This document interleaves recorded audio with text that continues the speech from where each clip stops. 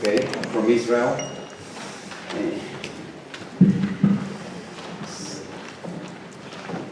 So we all know people that are injured in spinal injuries. It can be movie stars that fell off horses, or friends that were involved in a car accident, or even falling from height.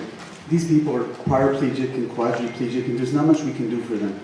Science is telling us that talking scientists are working on spinal cord and are working on stem cells, but they're far away. Well, maybe we can take today's technology, using robotics, taking that to improve patient care and reducing long-term injury.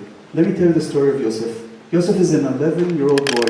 He's out shopping with his family. His uncle is driving the car. He bangs into his tree. His mother dies, his sister dies, his spine is fractured in many places. He is brought to my ICU. His bones are small and there are multiple fractures, so regular surgery is not accurate enough. We would only get about an 85% success rate. That's not acceptable.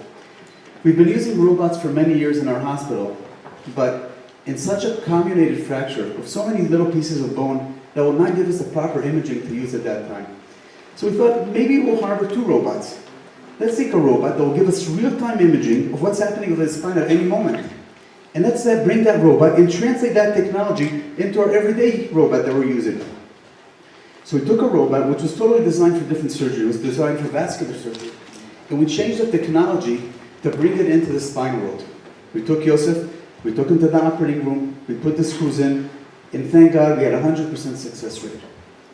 The difference between the 85 to 100 is a 50% rate of allowing the child to go back to work, to go back to play with his friend, and he's back at school at this time. Over the last year, we've been using this technology to help us take care of multiple patients. It's only the first steps of using these robotic surgeries, or the joining between the different technologies out there in order to improve patient outcome. With your help, we can take this step forward. Imagine having your spine operated in the same way that we're using robots today to assemble BMW cars. There's a whole new world out there. Please help me. Thank you.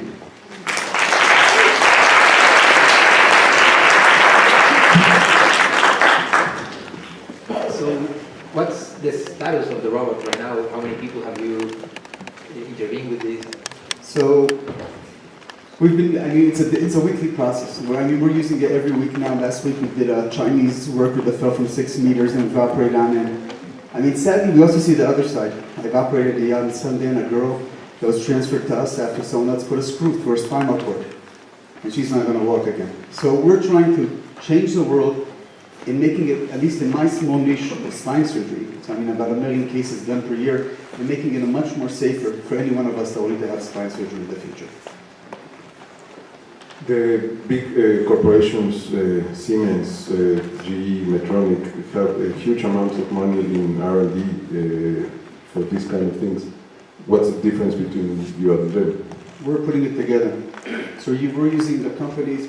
We've been involved since the first robots that came out. So this you can see over here, this is a Ziegler robot, this is a Siemens robot. But it's never been designed for spine surgery. It's built for vascular. The engineers thought of cardiovascular. And we're taking that technology that's already out there. We don't need to reinvent the wheel. All we got to do is take it from left field and bring it right down to center, to where we want our patients to be.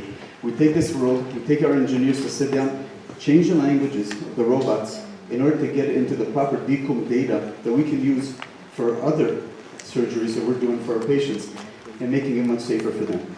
That's initial steps. The next steps are changing, reducing radiation amounts, moving over to optics, more than radiation-based, hopefully reducing long-term cancer. We're talking about using 3D imaging.